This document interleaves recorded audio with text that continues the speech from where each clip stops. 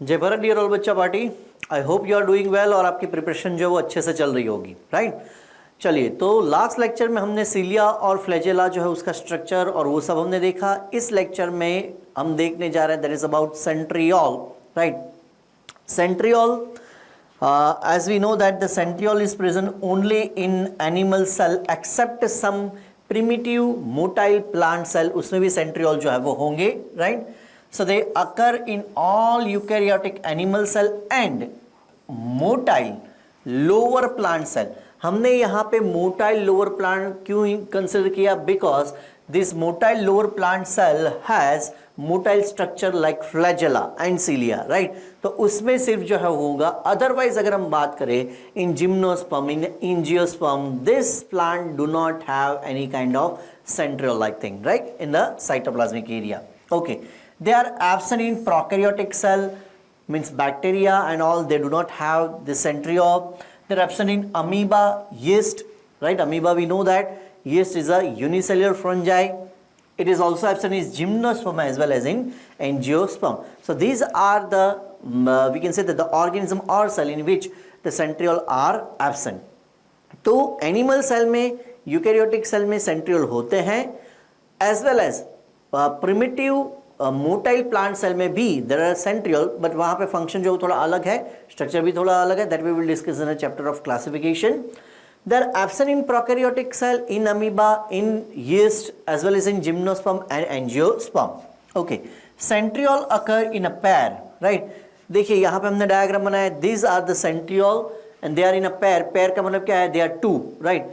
And they are settled in a way that they remain perpendicular to the each other, or we can say that at the right angle, right? And the formation is such a like that it form a cross. कैसा वो structure बनाएगा? Plus के sign जैसा, right? Okay, so centriole occurs in a pair and are surrounded by what? Centrosphere. So whatever the component are present around these two centriole, they're considered as a centrosphere. Atmosphere, whatever around you, that is your atmosphere. Same way, whatever the around the or surrounded part around the centriole, that is known as a centrosphere, right? So centriole occur in a pair and are surrounded by centrosphere. Centriole means this two structure as well as centrosphere together it constitute what? Centrosome. तो ये दो centriole है, ये centriole के आसपास जो भी substances हैं, right, that form what? Centrosphere. And this centriole and centrosphere together they form what? Centrosome. एक चीज यहाँ पे ये भी हमको याद रखनी है कि ये जो सेंट्रियोल जो है वो सेंट्रियोल के आसपास क्या होगा? सेंट्रोस्फीयर. और वो सेंट्रोस्फीयर में 9 पेरिफेरल सेंट्रियोल पार्टिकल्स होंगे, ठीक है. सपोज अगर हम बात करें, here we have 1, then second, then third, then fourth, then fifth, sixth, seventh, 8th and 9. ऐसे 9 क्या होंगे? पेरी सेंट्रियोल पार्टिकल, ठीक है. ऐसे 9 क्या होंगे? पेरी सेंट्रियोल पार्टिकल्स क्या होंगे? 9 ऐसे पेरी सेंट्रियोल पार्टिकल्स जो है वो होंगे, ठीक है. और वो किसका पार्ट है? That part is nothing but the centrosphere. Centrosphere मतलब सराउंडिंग एटमॉस्फियर. किसके आसपास? सेंट्रियोल के आसपास, ठीक है. ओके, चलिए, तो वो centrosphere as well as centriole together form what? Centrosome, ठीक है. चलिए, which usually lies near the nucleus, ठीक है. अगर हम बात करें कि सेंट्रियोल जो है वो कहाँ पे होंगे? That will remain towards the nucleus, ठीक है. ऐसे ही सेंट्रियोल से बनते हैं basal body, but that basal body remain towards the plasma membrane, means towards the periphery. ये चीज भी आपको याद रखनी है, right. Okay, they are non membranous organelle. इससे पहले भी हम एक नॉन मेम्ब्रेन ऑर्गेनल्स जो पढ़ चुके हैं. कौन सा था वो? Ribosomes, right. Okay, centriole is also non membranous organelle, but this organelle found only in animal cell. In case of ribosome are present in prokaryotic as well as in eukaryotic cell. लेकिन अगर हम बात करें किसकी? Centriole की, तो centriole सिर्फ eukaryotic cell में होंगे और उसमें भी सिर्फ किस में? एनिमल सेल में. चलिए, centriole duplicate during the S phase of cell cycle, right. Cell cycle का भी पहले हम डिस्कशन कर चुके हैं. Cell cycle mainly made up of two phases, right. उससे एक फेज जो है that is known as interphase, उसको हम क्या बोलते हैं, interphase, and the other one is M phase. दो फेज है, कौन कौन से, interphase and M phase. Interphase has three सब phase, G1 phase, then S phase and G2 phase, ऐसे तीन फेज है, कौन कौन से, G1, S एंड G2। और M फेज जो है that is divided into 4 sub phase that include prophase, then metaphase, right, then anaphase and lastly telophase. Okay, so interphase में अगर हम बात करें तो इंटरफेज में जो S फेज है इसमें सेंट्रियोल जो है वो क्या होंगे, डबल होंगे, because in interphase basically cell synthesize every material including the genetic material. Genetic material भी किस में डुप्लीकेट होगा, एस फेज में ही होगा, और उसी टाइम पे क्या डुप्लीकेट होगा, सेंट्रियोल जो वो भी डुप्लीकेट होंगे, because before cell division it is required that all the material should be double in content, तो ही हम इक्वल डॉटर सेल में उसको क्या कर सकते हैं, डिवाइड जो है वो कर सकते हैं, right. So centriole duplicate in S phase of cell cycle. Each centriole, here we have two centriole, उसमें ये एक centriole है, right? Each centriole formed of 9 peripheral microtubule। 9 क्या होंगे, peripheral microtubule। सीलिया और फ्लैजेला में भी 9 peripheral microtubule थे, लेकिन वहां पे डबलेट थे। डबलेट का मतलब क्या होता है, हर एक माइक्रोट्यूब्यूल जो है they are in a group of 2, लेकिन यहाँ पे हर एक माइक्रोट्यूब्यूल जो है they are in a group of 3, इसलिए इसको क्या बोलेंगे, ट्रिपलेट। क्या बोलेंगे हम इसको, ट्रिपलेट। ऐसे 9 ट्रिपलेट जो है वो पेरिफेरी में होंगे। Okay, now each centriole is formed of 9 peripheral microtubule and no microtubule at the centre. In case of cilia and flagella, we have discussed that in cilia and flagella there are two center microtubules, C1 and C2, right? Here the case is different. Here the arrangement is 9 plus 0.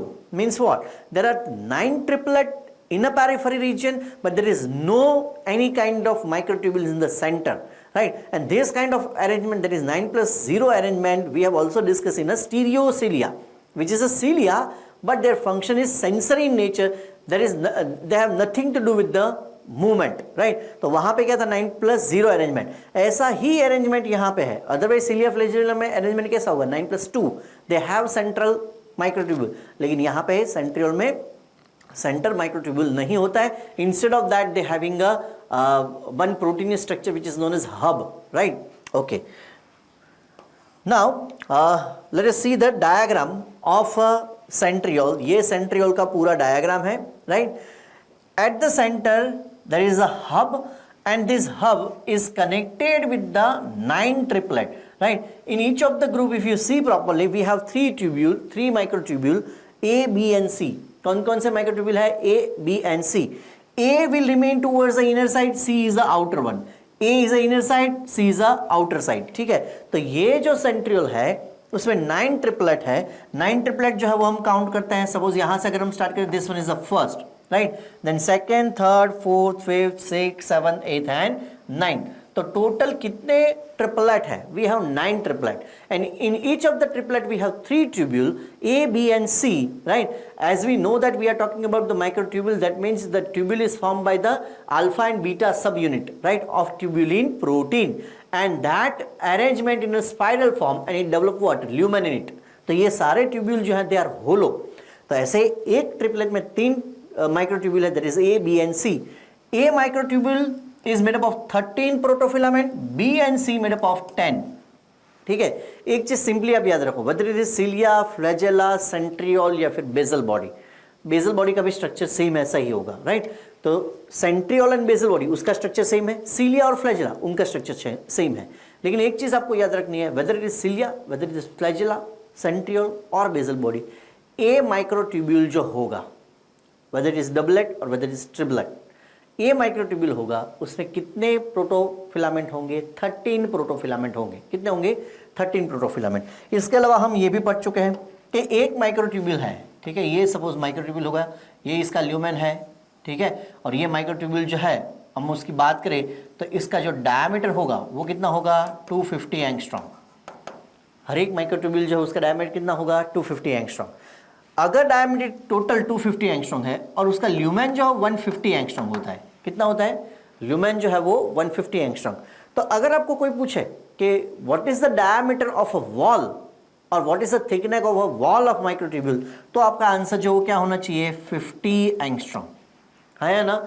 या फिर मैं आपको ये पूछूं कि protofilament जो है उसकी थिकनेस कैसी है, तो भी आपका आंसर क्या आना चाहिए 50 एंगस्ट्रॉम। क्यों? क्योंकि प्रोटोफिलामेंट है वही तो वॉल फॉर्म कर रहे हैं। तो अगर मैं वॉल पूछूं या फिर प्रोटोफिलामेंट पूछूं, both are the same thing and the diameter is 50 angstrom. The diameter of lumen is 150 angstrom and overall diameter of the microtubule is 250 angstrom. ठीक है, okay. So in triplet we have 3 microtubule A, B and C. A has 13 protofilament and B and C each has 10 protofilament. Okay. Now this triplet is connected with the hub. जो triplet जो है वो किससे connected है? With the hub. hub जो है वो कहाँ पे है? At the center part. Okay. अब हब और ये जो ट्रिपलेट जो है वो ट्रिपलेट के कौन से माइक्रोट्यूब्यूल के साथ कनेक्टेड है? ए माइक्रोट्यूब्यूल. देखिए ये हब हो गया, ये जो है इसको हम क्या बोलेंगे? This structure is nothing but the radial spoke. उसको हम क्या बोलेंगे? Radial spoke. So hub is connected with the triplet by radial spoke and that connection form a small thickening near to the base of A microtubule. कौन से microtubule के base के पास एक thickening बना रहा है? Near to the A microtubule, but ओबीएस है because A is remain towards the inner side. तो वो जो पार्ट है that is known as X body. वो जो थिकनिंग है protein thickening that is known as the X body. ऐसे देखिए हर एक ए माइक्रोट्यूब्यूल जो है, ये ए माइक्रोट्यूब्यूल है, this one is also A, right? Whatever the remain inner side and connected with the hub by the radial spoke that is considered as the A microtubule. और हर एक के base में क्या है? X body, that is a small thickening of a protein. Okay. और ऐसे हर एक X body, दो सक्सेसिव X body के बीच में एक दूसरा भी स्ट्रक्चर है, that is also protein thickening, which is known as Y body. X Y X Y X Y, और वो वापस कैसा है? इंटरकनेक्टेड है. ठीक है, चलिए तो ये चीज हुई. दूसरी एक इंपॉर्टेंट चीज आपको ये याद रखनी कि इन case of cilia and flagella वहां पर डबलेट था, तो वहां पे जो लिंकर था वो कैसा था? A B linker. एक डबलेट का A microtubule connected with the B microtubule of the second doublet. लेकिन यहां पे जो लिंकर होगा वो कौन सा होगा? A C linker. यहां पे जो लिंकर है वो कौन सा है? A C linker. वहां पे कौन सा था? A B linker. ठीक है, चलिए तो ये जो है वो ओवरऑल स्ट्रक्चर हो गया सेंट्रियोल का. और सेम स्ट्रक्चर जो है वो किसका होगा? बेसल बॉडी का. तो सेंट्रियोल और बेसल बॉडी का structure same and cilia and flagella का स्ट्रक्चर भी कैसा है? सेम. चलिए अगर आपको याद हो तो हमने जब ये इससे पहले जब हमने डायग्राम बनाया था, ठीक है, मैं बात कर रहा हूँ सिलिया और फ्लैजेला की, तो तब मैंने आपको एक चीज़ जो दिखाई थी कि सेल की सरफेस जो है उसकी अंदर के पार्ट में, मतलब प्लाज्मा मेम्ब्रेन के अंदर की सरफेस, मतलब टूवर्ड्स कौन सा पार्ट हुआ? साइटोप्लाज्मा. वहाँ पे क्या होंगे? Basal body. और वो बेसल बॉडी में से फॉर्म होते हैं क्या? Cilia and flagella. तो अगर आप सिलिया और फ्लैजेला का अगर टीएस लोगे तो स्ट्रक्चर कैसा होगा? वो जो हम लास्ट टाइम पढ़ चुके हैं वो. लेकिन अगर आप बेसल बॉडी का अगर हम टीएस लेंगे तो स्ट्रक्चर कैसा होगा? ऐसा. तो बेसल बॉडी में से ही फॉर्म होते हैं क्या? Cilia and flagella. चलिए तो ये था सेंट्रियोल. सेंट्रियोल जो है उसका और बेसल बॉडी का स्ट्रक्चर कैसा है? सेम. और बेसल बॉडी से फॉर्म होते हैं क्या? Cilia and flagella. चलिए तो अब इसका एक्सप्लेनेशन लेते हैं. सारी डायग्राम जो है वो आपको समझ में आ गया होगा. The peripheral microtubules are in a triplet name A B and C beginning from inside. Beginning from inside का मतलब क्या हुआ? ए जो है that will remain towards the inner side और towards the hub, right, and C towards the outer side. A tubule has 13 protofilament, B and C has 10 each. ठीक है. A of each triplet is linked to C of adjacent triplet. ठीक है, तो AC linker जो है वो यहाँ पे होगा, राइट. और ये पॉइंट जो important, this linker causes a 40 degree tilt in the triplet. अब ये 40 डिग्री टिल्ट जो है वो क्या है? तो वो एक बार देख लेते हैं. अगर मैं हर एक ये ट्रिपलेट जो है उसमें से मैं अगर एक एक्सिस जो है वो फॉर्म करूँ, suppose A B C, then A B C, then A B C, then A B C, then A B C. ठीक है, तो यहाँ पे देखिए कि हर एक ट्रिपलेट जो है उसके बीच में जो एंगल फॉर्म हो रहा है, right, that angle would be 40 degree to 45 degree. वो कितना एंगल होगा? 40 डिग्री टू 45 डिग्री. देखिए ये जो है वो इसका एंगल हुआ, ये ट्रिपलेट का एक्सिस ये है, तो इन दोनों के बीच में जो एंगल फॉर्म हो रहा है वो कितना हो रहा है? 40 टू 45 डिग्री. ये भी आपको याद रखना है, राइट. चलिए वापस वही पॉइंट पे आते हैं. A of each triplet is linked to the C of the adjacent triplet by AC linker. This linker causes the 40-degree tilt in the triplet. Okay. Now 9 radial spoke, 9 कितने हैं radial spoke हैं, 9 radial spoke radiate from the central hub to A of each triplet ending in a dense thickening, और उसको हम क्या बोलते थे, x body या फिर फुट, वो हम पढ़ चुके हैं, राइट, अभी हमने डायग्राम में देखा। चलिए इसके अलावा अगर हम बात करें नेक्स्ट पॉइंट की, अराउंड ईच सेंट्रियोल, हर एक सेंट्रियोल, देखिए हर एक सेंट्रियोल की हम बात करें उसका मतलब क्या है कि पैर में सेंट्रियोल जो है, अगर हम बात करें कि एक, अगर हम सेंट्रियोल की बात करें तो टोटल कितने होंगे उसमें, 2 ऐसे होंगे centriole, right, they are perpendicular to each other. Around each centriole are found 9 amorphous protoplasmic sphere, हर एक सेंट्रियोल के आसपास क्या है, एक प्रोटोप्लाज्मिक स्फीयर है, that is known as pericentriolar satellite. और ये पेरीसेंट्रियोल सैटेलाइट जो है उसका फंक्शन किस में होगा, in formation of spindle fibre at the time of a metaphase of M phase of cell division of mitotic, ठीक है, वैसे मियोसिस में भी फॉर्म होगा, ठीक है। चलिए, centriole helps in organisation and development of cilia and flagella. अब सेंट्रियोल कैसे हेल्प करेगा, सेंट्रियोल खुद जो वहां पे नहीं जाएगा, सेंट्रियोल जो है basically that will remain towards the nuclear membrane, right, but centriole ultimately form what, basal body, and basal body remain towards the inner side of the plasma membrane, right, and whenever it is needed it form cilia and flagella on the outer surface of the plasma membrane. तो exoplasmic membrane जो है वहां पे क्या form हुआ, सीलिया and flagella from endoplasmic surface of the plasma membrane, वहां पे क्या होगा, बेसल बॉडी, तो बेसल बॉडी में से क्या निकलेगा, सीलिया and flagella towards the outer surface, ठीक है।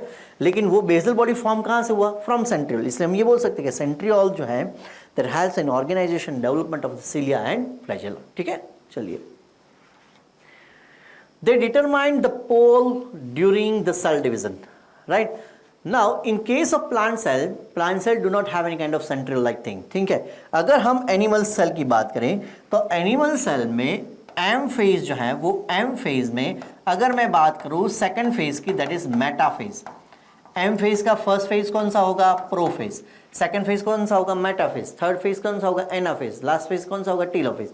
तो मेटाफेज जो है वो मेटाफेज में सेंट्रियोल जो है that will located on a polar region, या फिर जहां पे सेंट्रियोल है that region is considered a polar region, one is a north pole, other one is a south pole, ठीक है।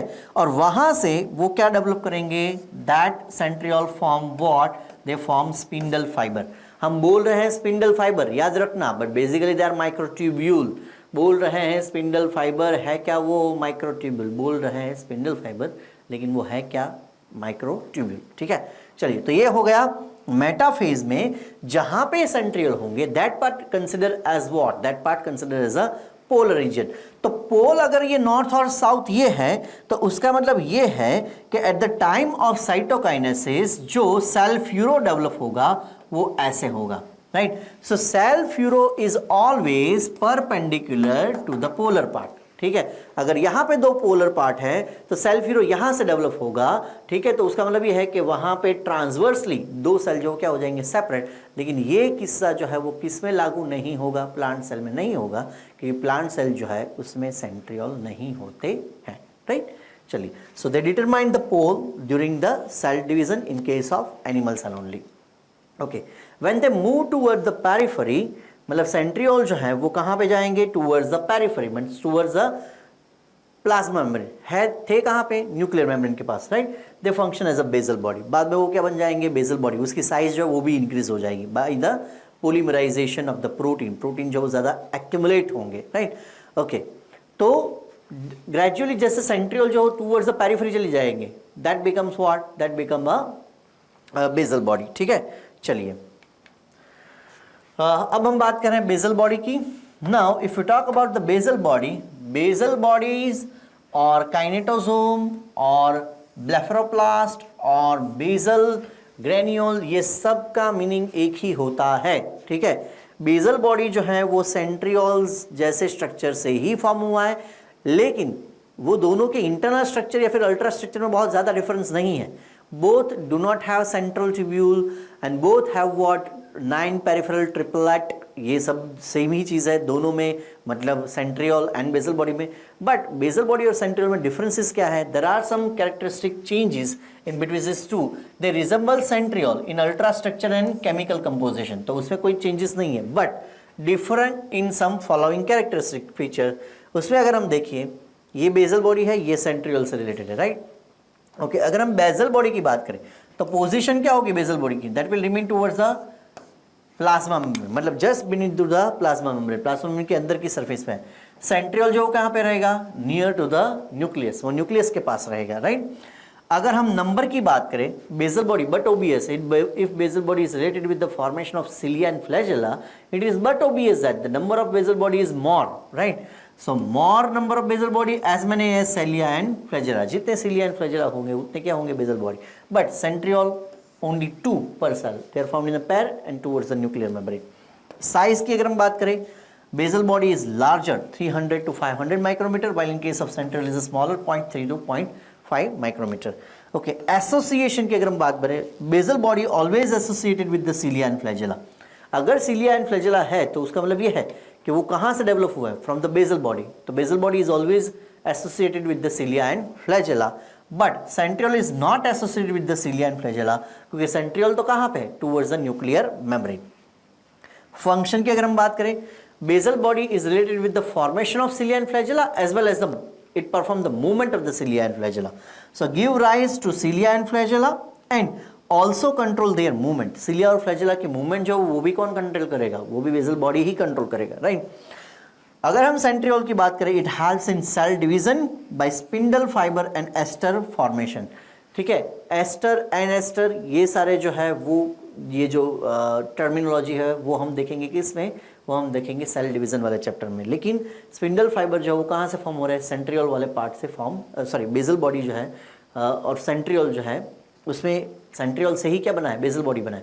लेकिन अगर हम सेल डिवीजन की बात करें तो दो सेंट्रियोल जो क्या होंगे? Separate, and they are moving towards the two different pole, ठीक है? उससे पहले उसके डुप्लीकेशन हो चुका होगा किसमें? एस फेज में, ठीक है? तो वहाँ से वो क्या फॉर्म करेंगे? एस्टर। अगर एस्टर फॉर्म कर रहे हैं तो उसको हम बोलेंगे एस्टर, अगर नहीं हो रहा है तो वो एन एस्टर, ठीक है? लेकिन वो चेंजेस जो है वो हम डिस्कस करेंगे सेल डिवीजन में। लेकिन बेसिकली सेंट्रियोल जो है that is related with the cell division process, right? So here we are done with the cilia and flagella, दोनों का स्ट्रक्चर जो है सेम है। They having 2 central canal and 9 doublets towards the periphery, और central basal body जो है उसका भी स्ट्रक्चर सेम है, राइट? जिसमें there is no central tubule but there are 9 peripheral triplet. दोनों में ए माइक्रोट्यूब्यूल है, उसमें 13 प्रोटोफिलामेंट होंगे। एक माइक्रोट्यूब्यूल की साइज 250 डायमीटर, ल्यूमेन की साइज 150 डायमीटर, तो उसका मतलब ये है कि वॉल का साइज 50 डायमीटर होगा, right? So here we are done with this lecture. I hope कि ये लेक्चर जो है वो आपको समझ में आया होगा, पसंद भी आया होगा। If yes, you can share that information with your friends, और आप हमारा यूट्यूब चैनल जो है वो सब्सक्राइब कर सकते हैं, हमारा एप्लीकेशन जो डाउनलोड कर सकते हैं। Thank you so much, love you all, stay tune. विद्यार्थी देवो भव, जय भारत।